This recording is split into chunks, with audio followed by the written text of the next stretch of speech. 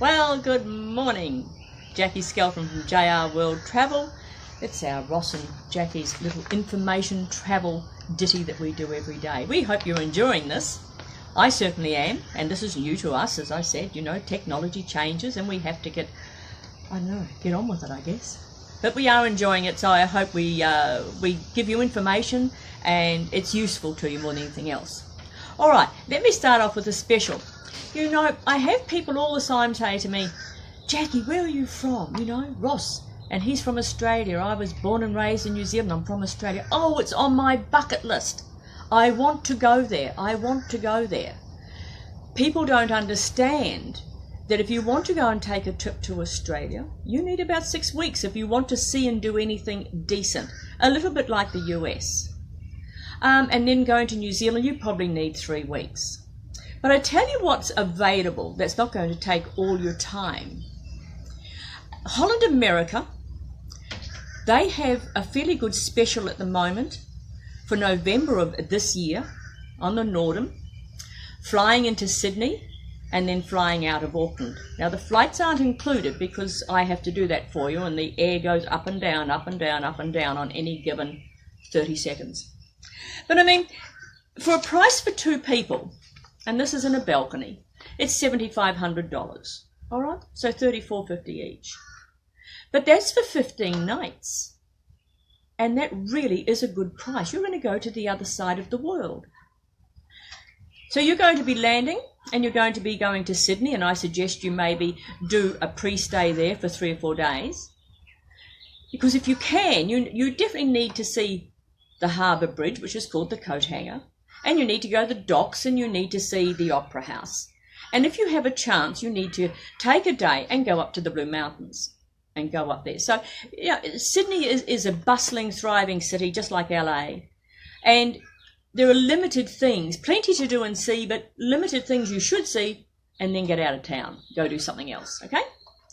So that's going to take you down to Melbourne. And I bet you didn't know. Melbourne is the largest Greek population out of Greece and has been in Melbourne, Australia since the 60s. But they have fabulous restaurants, walkways, the river, the Yarra River where all the buildings on the other side, the lights and everything else. It really and truly is magnificent. So then you're going, you know, it's very metropolitan, it's very, people from all walks of life, all languages, all around the world are there. So again, it's a really, really good place to go. Then you're going down to the Apple Isle. You're going down to Tasmania, which is Hobart. And bearing in mind, I've lived and seen all these places. Hobart and the Apple Isle is a wonderful island to be in. It's quieter, people are a little different. The Salamanca markets in Hobart are just spectacular. You go up to Mount Wellington, if there's snow on there. They have a casino there called West Point. And I have friends that live across the river. And if you know anything about yachting, they have the Sydney to Hobart yacht race every year. I have been privileged to be there on several occasions, one in particular when New Zealand won. Yes, line honours as well as the handicap. So I watched that ship come in. It was wonderful to see, and it's a lot of enthusiasm. But Hobart, from there you can go down to Port Arthur.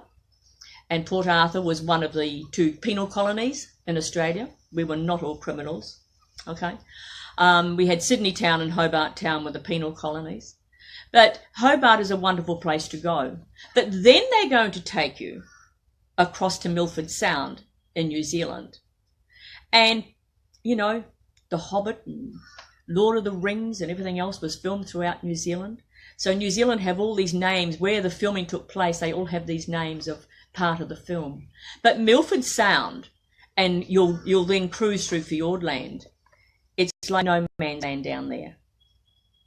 It's pristine, it's quiet, it's absolutely, just breathtaking. So you need to do that. You'll be doing that on the cruise, you know. And then from there, they're going to take you up to Dunedin. And Dunedin is very Scottish. The Octagon's in Dunedin, that's the centre of town. And in Dunedin, they're going to offer all your shore excursions and things like that. But I'd like to sort of talk to you and do other things for you if the excursions I don't think are useful, if you like, because there are other things better to see sometimes than the bus excursions. So from there you're going to go up the coast, and you're going to go to Christchurch, and Christchurch is typically very English. And they had another earthquake 2 days ago. So it's like Christchurch has been very unfortunate with the earthquakes. They still have not built the inner city, but it's still a spectacular place to go and see. Go out to Littleton Harbour, you go up the mountain and look down and everything else. It's just a very different place to be. From Christchurch, you're going to go up to the top of the South Island to a little town called Picton. And we have a ferry that goes between both islands, the North and the South Island. They go from Wellington to Picton and Picton back. That's a 4-hour ferry ride. You're going to be on the Holland America ship, but this is what happens. I remember in my early days, we do crazy things sometimes. We went from Wellington at 10 o'clock at night on the ferry to go to Picton for a hamburger, and got the 6 a.m. ferry back again. So, you know, they're just fun things to do. But Picton's a nice little town, and you'll enjoy that. Then off to the capital of New Zealand, which is Wellington. Wellington's sister city is Chicago because of the wind. I've been there many times when they have roped the city, and you've had to hang on to ropes to walk around. But they have the cable car, they have our parliament buildings, one being the beehive, and it's shaped like a beehive. So Wellington is, as I said, is the capital. From there you're going to go up the coast, the east coast, to Napier. And Napier is an Art Deco city. They've left it like that. Huge earthquake many years ago. And not really being, the roads are still showing the cracks and everything else. They've left it like that, and they built it as an Art Deco. So from the 60s and everything else, great place to go, fun place to go. And then you're going up to Taronga, which is another port. But from Taronga, you can get into Rotorua. And Rotorua is where a lot of the Maori culture is, the hot pools, the geysers and everything else. But if there's a chance, you'll go to Waitomo Caves. And that's where all the glowworms are and everything else. Wonderful, wonderful place to go. And then from Taronga, you're up to Auckland, city of sails. A lot of sailing and everything else in New Zealand, and Auckland is no exception. And from there, you'll fly back. So it really is a nice place, you know, a nice feel of the place. And you don't have 6, 8, 9 weeks. So go for the 15 nights. Don't forget the number I gave you, though, to call me, 844-249-0190. So I'm going to talk now a little bit and reiterate some of the other things that we have been talking about. Documentation is extremely important. Whether you get it direct from the cruise line, whether you get it from a travel agent, whether you do it yourself, make sure that what has been offered to you is on your documentation. You know, we're all human. Mistakes happen. When you look at how many people are processed and everything else, it's amazing. Your luggage makes it and everything else. So if you think you should have something and you don't see it, call whoever did the booking for you. And if you call somebody and they can't answer that, call me, all right? And I can probably find out. But try and do that. Make sure your documentation is 100% correct. We do not want you getting to the port and then them saying, well, your names don't match and this doesn't match and everything else, and don't let you on. Always, always, always check your documentation. All right. And the last thing I want to reiterate, as I'm going to be doing now most days, is our seminar at sea with the wonderful Steve Hopper as our guest speaker. People said to me yesterday, it was interesting after I did the program, Jackie, you know, I don't have a business. What could I learn from Mr. Steve Hopper? He's not only business, he is a motivational, inspirational speaker. You know, we all have aspirations, whether it be in our personal life or on business, or in business, I should say. Nothing's on, in business. You know, maybe I'd like to lose weight. Maybe I'd like to be a better person. Maybe I'd like to do something else. And you think about these things. And then sometimes you think, well, I just don't know how to go about that. Or I've tried several avenues, never been successful. So this is not only for business. If you want some motivation in your life, you want some inspiration in your life, come to the seminar. Because not only that, we've got the International Dance Night with our DJs, Willie and Joe. If you've seen them, you know it's a great time. We all have fun, all right?